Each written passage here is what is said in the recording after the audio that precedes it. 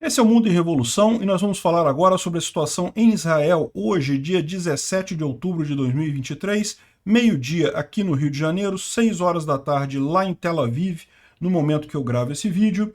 E as informações que a gente tem é que continuam os embates ali de Israel na faixa de Gaza e no norte do Líbano, principalmente, enquanto o Israel prepara para iniciar a sua ação no solo, né, ali na faixa de Gaza.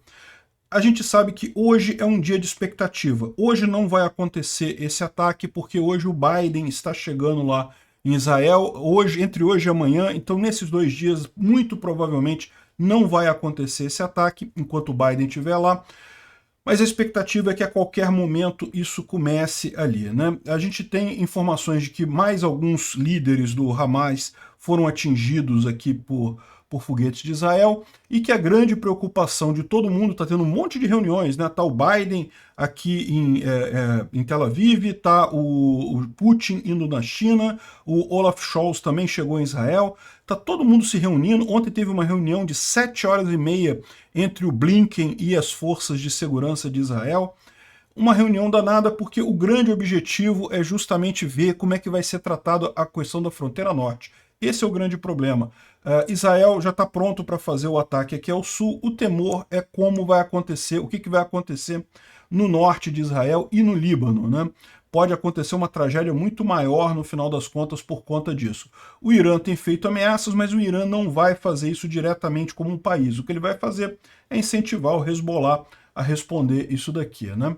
Ontem tivemos também um terrível ataque terrorista na Bélgica, que acabou matando 2 torcedores de futebol suecos. Tinha um jogo lá em Bruxelas, na capital da Bélgica, entre as seleções da Suécia e da Bélgica, e um terrorista de origem tunisiana, que estava ilegal lá na Bélgica, ele acabou fazendo um ataque, matando 2 torcedores suecos, muito triste, ferindo um terceiro, e ele acabou sendo morto pela polícia por lá, né? A situação fica cada vez mais feia para o Brasil. Já tem algumas autoridades americanas dando algumas indiretas quanto ao posicionamento do governo brasileiro, um posicionamento totalmente absurdo. O governo brasileiro parece que tem mandado, o governo do Larápio de 9 dedos, do corrupto, esse governo Lula tem mandado um monte de ajuda humanitária para a Palestina. E aquele negócio, se for para ajuda humanitária para os palestinos, eu acho que é uma coisa até defensável. A grande questão é que a gente sabe agora que o governo Lula não apoia os palestinos, apoia o Hamas. Tanto que quis botar na resolução da ONU impedindo os palestinos de irem para o sul para ajudar o grupo do Hamas a fazer o escudo humano deles ali, né? Então, no final das contas, eles querem ajudar o Hamas. Será que essa ajuda humanitária foi para os palestinos ou foi para o Hamas, né? Começa a se levantar um monte de questionamentos até onde o Brasil está unido com o Irã, está nesse negócio também, nesse planejamento. Olha só aonde nós estamos sentados nesse momento, graças ao pessoal da Cartinha da Democracia. Ainda estou esperando o pedido de desculpa de cada um que assinou aquela Cartinha da Democracia maldita. Infelizmente, tivemos também a morte de mais uma brasileira confirmada por um ataque do Hamas, tá? Enfim, vamos falar sobre esses e outros assuntos em detalhes. Essas notícias foram sugeridas por terroristas e apoiadores bons são os que morrem, Sniper Libertário e várias outras pessoas. Obrigado aí a todo mundo que sugere as notícias lá no nosso site, no visãolibertaria.com. Obrigado a você que está assistindo o nosso vídeo. Se você gosta do nosso conteúdo, por favor, deixe o seu like e se inscreva aqui no canal, né? Bom, Israel continua o bombardeio da faixa de Gaza, é o 11º dia que isso acontece, visando especificamente os líderes do movimento Hamas, né? A gente tem informação aqui que o Osama al-Mazini, que era um líder de inteligência lá do Shura Council, do grupo Hamas, foi atingido nesse ataque aéreo que aconteceu na madrugada de ontem para hoje, e vários outros líderes acabaram sendo atingidos aqui também. Também na fronteira norte, a gente vai ver que a fronteira norte é uma preocupação muito grande. Um grupo de indivíduos tentou atravessar aqui, entrar em Israel a partir do Líbano no norte, e também os israelenses atingiram esses indivíduos para impedir isso daí. Isso daí é só parte da grande quantidade de conflitos que tem acontecido lá no norte entre Israel e o grupo Hezbollah, né? Essa é, sem dúvida alguma, a grande preocupação de todo mundo. O exército israelense está pronto para fazer a entrada ali na faixa de Gaza. Segundo eles estão dizendo aqui, os reservistas tiveram um comparecimento absurdo, já está todo mundo mobilizado, todo mundo pronto para fazer o ataque, aguardando só a ordem para iniciar isso, né? Mas, segundo estão dizendo algumas pessoas aqui, o número de fatores que causaram, uma série de fatores causaram essa demora na entrada na faixa de Gaza. Mas, segundo o Jerusalém Post, o principal fator é o medo crescente que o Hezbollah está esperando apenas o momento que o exército israelense coloque suas forças lá na faixa de Gaza, comprometa suas forças com um ataque na faixa de Gaza para eles fazerem um ataque lá pelo norte. Então o grupo Hezbollah, na verdade, é muito mais capacitado, tem muito mais armas, muito mais combatentes do que o Hamas, né? Os dois são terroristas, né? Não tem combatentes, tem terroristas. Mas é muito maior o Hezbollah do que o Hamas. Então, para Israel, é muito importante planejar isso com muito cuidado para ter a certeza que não vai ser pego de surpresa por esse ataque lá no norte, né? Além disso, como eu falei, hoje lá em Israel, o Biden está lá. Tem uma certa confusão, tá? Tem gente falando que ele vai chegar amanhã, mas já tem a imagem dele hoje. Eu não sei se ele chegou hoje para ficar até amanhã, não sei exatamente qual é a lógica disso daí. O fato é que o Biden está por lá e daí é pouco provável que Israel vai iniciar essa campanha neste momento. E provavelmente vai esperar o Biden ir embora de Israel para começar alguma coisa, né? E a gente sabe que tem muita negociação acontecendo por trás aí, tá? Teve ontem uma grande reunião do Blinken com o Conselho de Guerra de Israel. O Blinken é o secretário de Segurança dos Estados Unidos, então alguma coisa está sendo negociada ali por trás, né? Isso daqui é o que o pessoal teme, né? O Irã está falando, avisando de uma ação preemptiva feita pelo Irã e seus aliados nas próximas horas, para evitar que Israel faça os ataques em Gaza, né?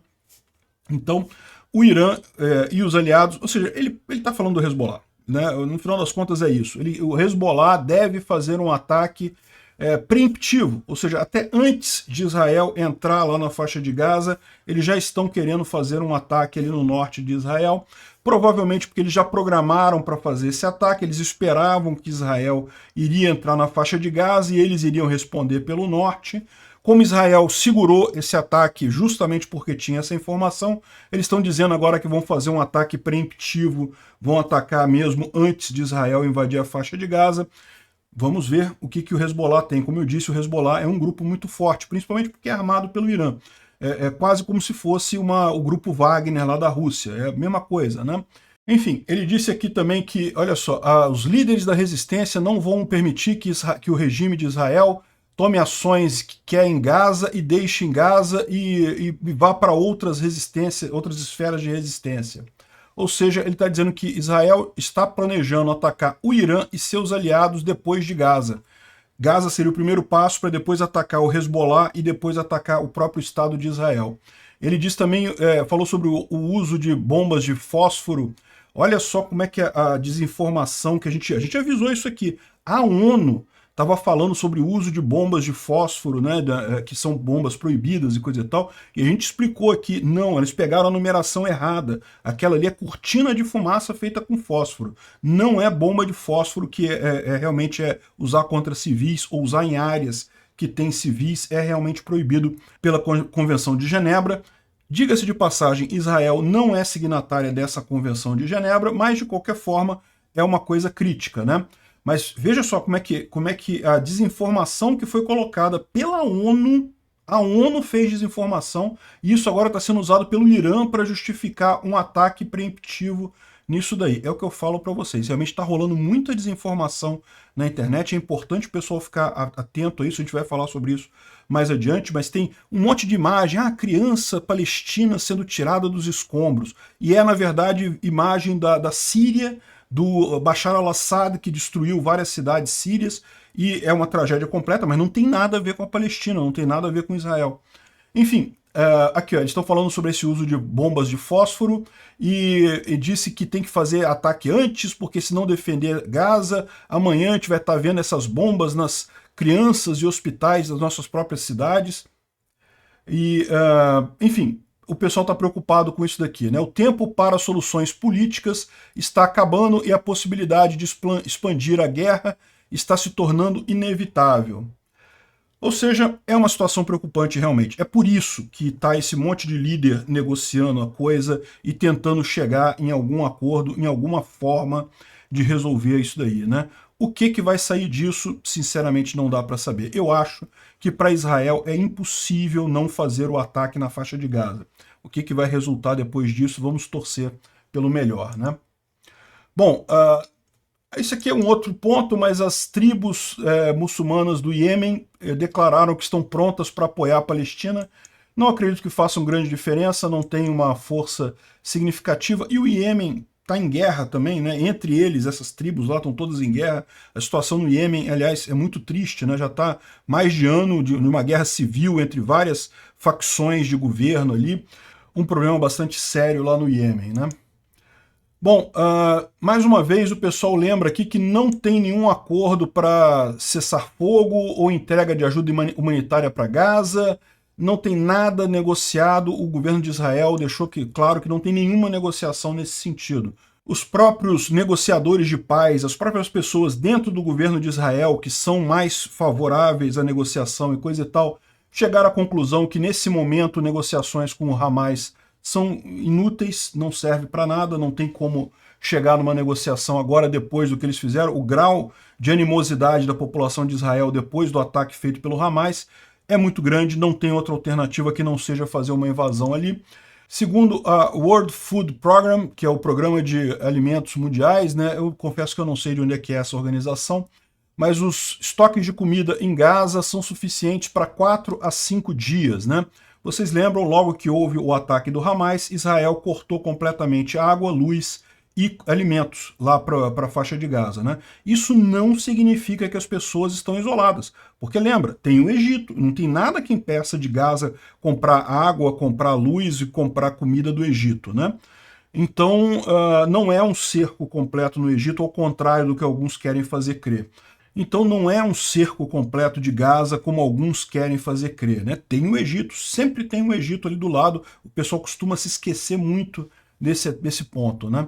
Enfim, de qualquer forma, uma coisa impressionante é isso daqui. Olha só, como as Nações Unidas não só não estão servindo para nada, como estão piorando a situação, estão agindo a favor dos terroristas. Impressionante isso. Olha só esse post que foi colocado pelas Nações Unidas aqui, dizendo que, olha, nós recebemos reportes ontem de um grupo de pessoas com caminhões que seriam do Ministério da Saúde, das autoridades de facto na faixa de Gaza, e removeram combustível, equipamento médico da agência lá na cidade de Gaza, né?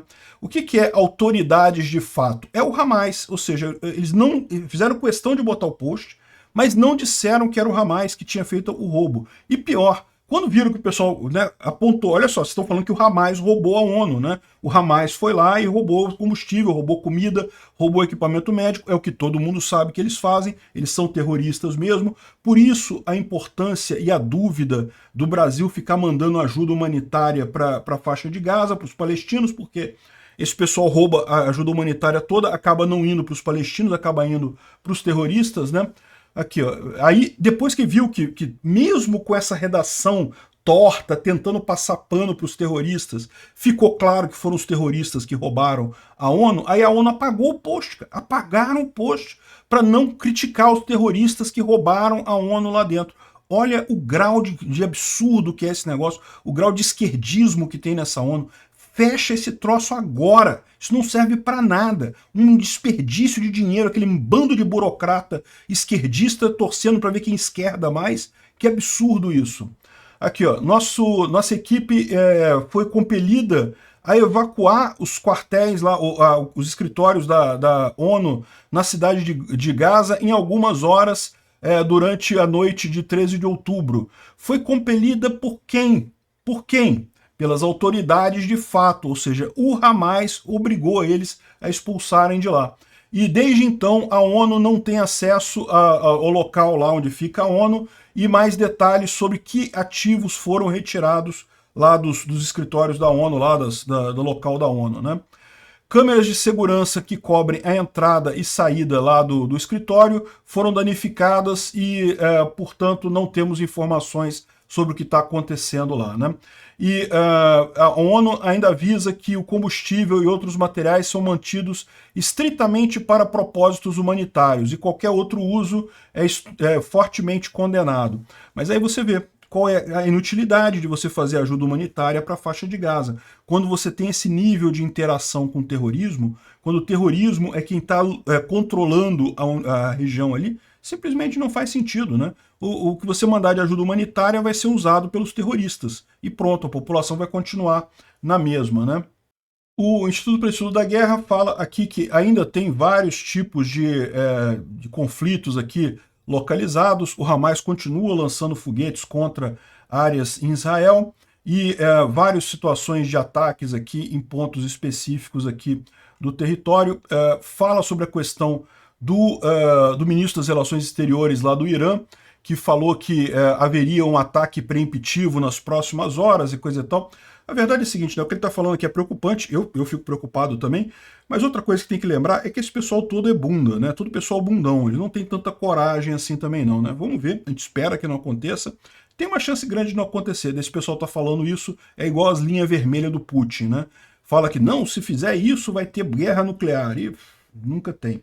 Então, eu acho que é mais provável isso ser uma denúncia vazia, ser uma ameaça vazia, né? De qualquer forma, é por isso que o pessoal está reunido lá para discutir esse assunto.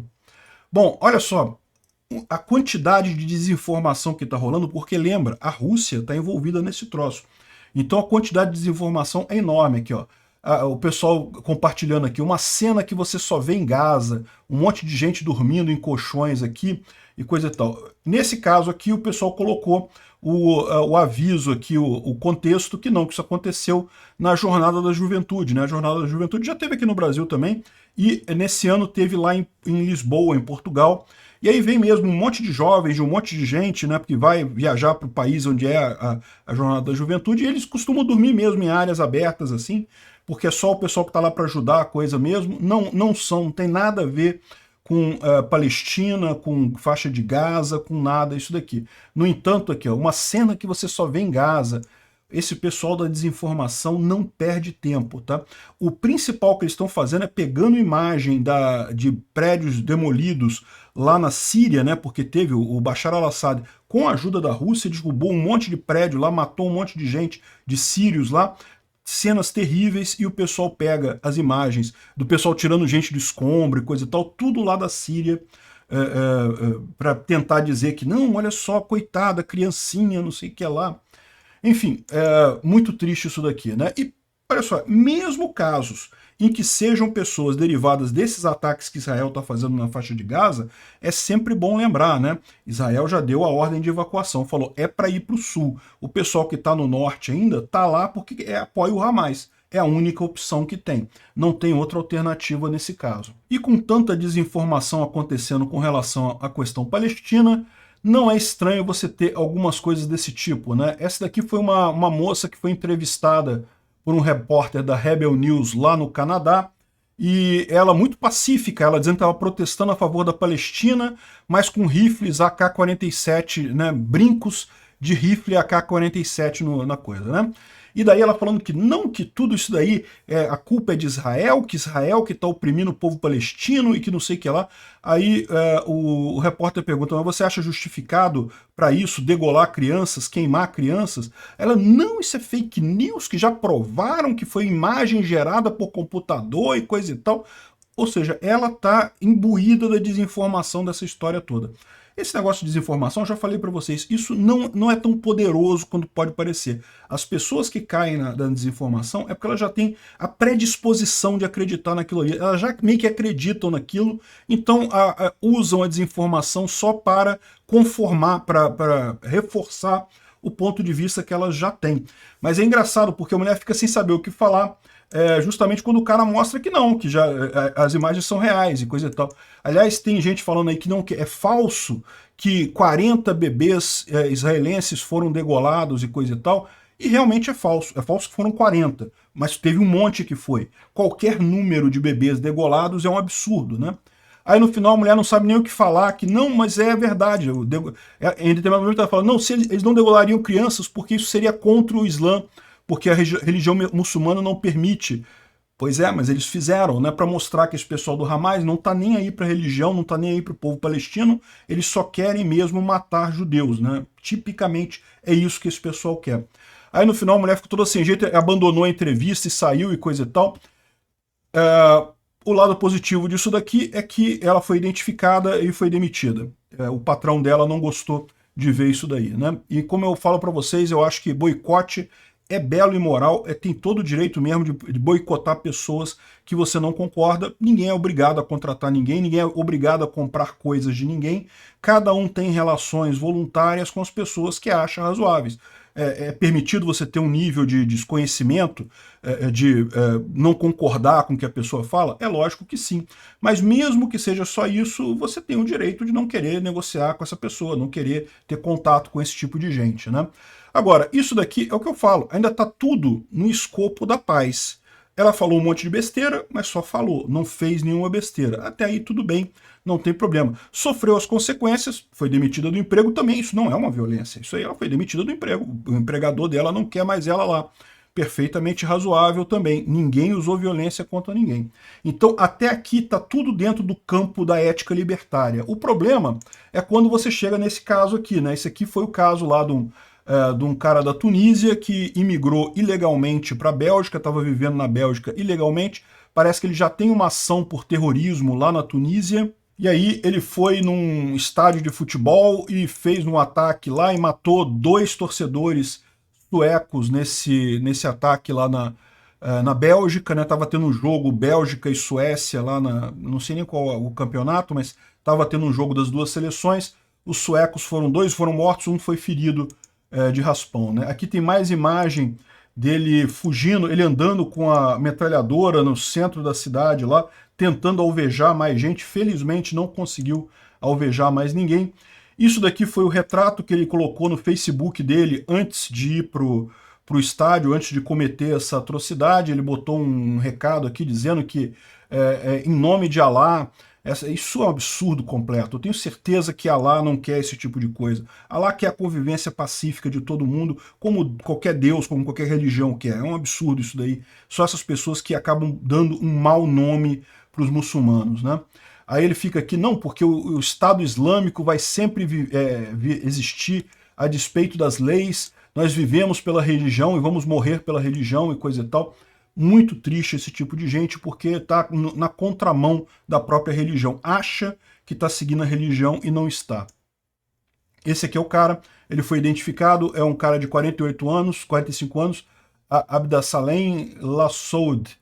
Ele é da Tunísia e estava na Bélgica ilegalmente. É muito triste, com família, mulher, criança. Para que fazer um negócio desse? Enfim, ele acabou sendo identificado pela polícia e morto por policiais, certamente porque não quis se entregar, né? Então, ou seja, um absurdo completo. Isso daqui é um absurdo completo. É você aumentar a violência a troco de absolutamente nada. O que deu esse cara fazer essa coisa toda? O que isso resultou, no final das contas, de positivo para qualquer muçulmano ou para qualquer pessoa de qualquer religião no mundo? Nada saiu de positivo disso daí, né? Bom, tem aqui o que ele ficou andando, tá? Ele ficou andando na cidade um tempão, foi um ataque terrível, né? Tem vários vídeos dele em vários pontos da cidade, ameaçando matar as pessoas e coisa e tal. Felizmente, quer dizer, felizmente não, porque 2 pessoas já é uma tragédia enorme, mas ainda foram só as 2 pessoas que acabaram sendo mortas lá no estádio, né? E bom, hoje é sem dúvida alguma um dia significativo. O Putin foi lá beijar o anel do Xi Jinping lá na China, né? O Putin agora, a Rússia virou um subordinado da China, não tem o que fazer, né? Então o Putin foi lá conversar alguma coisa com Xi Jinping. Certamente é uma reunião importante, certamente tem a ver com essa guerra aí. Por quê? Porque o Putin está numa situação que ele sabe que ele vai perder a guerra da Ucrânia, né? Para quem não está sabendo, hoje os ucranianos usaram pela primeira vez o ataque americano contra bases aéreas russas e foi uma tragédia completa. É o que eu falo, a Ucrânia com meia dúzia de HIMARS e agora meia dúzia de mísseis ATACMS está destruindo a Rússia completamente. Se os Estados Unidos quiser que a Ucrânia ganhe essa guerra amanhã, é só liberar a arma completa, liberar a quantidade que os ucranianos quiserem, que essa guerra acaba amanhã. E o Putin sabe disso. Então, o Putin começou esse negócio do Hamas justamente porque ele não tem como sair da guerra dele. Ele está querendo expandir a coisa para uma guerra mundial e certamente foi lá falar com Xi Jinping sobre isso. Das informações preliminares que o pessoal tem, o Xi Jinping nem deu muita bola para o Putin lá, porque o Xi Jinping também está com outros problemas econômicos bem significativos lá na China. Então eu não acredito que a China vai embarcar nessa canoa furada da Rússia. Eles têm muito mais para ir para o lado dos Estados Unidos do que ir para o lado da Rússia nessa guerra, né? Mas, enfim, vamos ver o que vai resultar disso, né? O Putin está lá negociando com o Xi Jinping, e nesse meio tempo também chegou o Olaf Scholz em Tel Aviv para mostrar solidariedade. Ao mesmo tempo, o Biden chegou também em Tel Aviv. Ele vai depois visitar a Jordânia, e a ideia justamente é negociar aí nessa coisa toda. Eu imagino que estão tentando costurar alguma coisa nisso daí, né? Uma coisa estranha só é que o Biden, a gente já tem a imagem dele chegando aqui em Israel, pela mídia israelense, mas a mensagem que ele deu ontem à noite, aqui ó, na quarta-feira eu estarei indo para Israel para prestar solidariedade ao povo de Israel face ao brutal ataque terrorista do Hamas, né? Só que quarta-feira é amanhã, dia 18, né? Hoje é dia 17, então, assim, hoje é terça, dia 17. O que aconteceu? Ele adiantou o voo? Não dá para saber, né? Talvez seja até uma estratégia de diversionismo, de chegar antes do tempo. Enfim, o fato é que parece que ele já está lá em Israel, né? E daí teve um grande encontro lá em Tel Aviv com Antony Blinken, que é o secretário da Defesa americano, e durou quase 8 horas o encontro com o gabinete da guerra lá de Israel. E no final teve um pronunciamento dele, mas foi um pronunciamento bem básico. Ele falou que os Estados Unidos está com Israel até o final e coisa e tal. Ou seja, não disse nada sobre o resultado final, né? Eu imagino que o que aconteceu aqui foi justamente não deve haver a invasão, não deve começar a invasão da faixa de Gaza enquanto o Biden estiver lá, mas depois disso deve ser logo em seguida, né? O pessoal está comentando aqui de mais grupos anfíbios americanos que vão estar indo ali para o Mediterrâneo se juntar às tropas americanas que já estão lá, né? É lógico, ninguém acha que os americanos vão participar diretamente do ataque de Israel contra a faixa de Gaza, mas eles podem fazer sim outras atividades ali na região, como por exemplo, evitar a aproximação de outros navios de guerra, de outros países, ou podem ficar de prontidão, enfim. O fato só aumenta a quantidade de militares americanos ali naquela região do Mediterrâneo, né? E bom, nesse sentido também, a general americana Laura Richardson falou sobre uma preocupação que ela tem com a aproximação do Lula com o Irã, né? Uma aproximação muito triste no final das contas. A chegada do Putin, do Lavrov no Brasil, com a tal mala diplomática, um container com 5 toneladas de material classificado como sigiloso. Lembra disso? A gente falou sobre isso na época que o Lavrov esteve aqui no Brasil. O cara trouxe um container classificado como mala diplomática. Aí não podia ser aberto pela alfândega, pela polícia brasileira. O container veio da Rússia aqui para o Brasil. Pouco tempo depois disso, os navios iranianos chegaram aqui no Brasil. Isso tem alguma coisa a ver uma coisa com a outra? Eu não sei. Não sei. Pode ter? Pode ter. O fato é que já está ficando claro que o Brasil está indo para o lado errado nessa história e está todo mundo percebendo isso daí, né? Vamos ver quanto tempo vai durar o apoio aí do mundo ocidental a essa democracia tupiniquim da coligação PT-STF, que realmente está ficando preocupante essa história, né? Além disso, olha só, o Brasil doou este ano 25 milhões à Autoridade Palestina para ajuda humanitária. Não foi para o Hamas, foi para a Autoridade Palestina para ajuda humanitária. Agora a questão toda é essa, né? E aí, se tudo que chega lá o Hamas pega, como é que sabe que foi para os palestinos mesmo, não foi para o pessoal, né? E tá aqui, ó, o Brasil está enviando agora também purificadores de água e medicamentos para a faixa de Gaza. Tá mandando um avião com ajuda lá para o pessoal, né? E aí, vai para o povo palestino mesmo, ou isso daí vai ser para o Hamas? A situação fica cada vez mais complicada. É muito triste sequer o governo brasileiro cogitar essa aproximação com grupos terroristas. Ainda mais num momento como esse, em que mais uma brasileira foi morta pelo Hamas. Que culpa tinha ela? Você pode falar assim, não, porque Israel está oprimindo os palestinos, tá? E a brasileira que estava lá na festa de música, ela tinha culpa de quê, no final das contas? A moça foi morta também pelo Hamas nesse absurdo de sair dando tiro em todo mundo lá no lugar, né? Pessoas desprotegidas, sem aviso de evacuação, sem avisar que vai fazer o ataque. É o que eu falo, é a grande diferença, né? Quando o Hamas atacou, ataca de surpresa, matando qualquer um. Israel, quando ataca, tenta atingir os pontos onde estão os líderes do Hamas.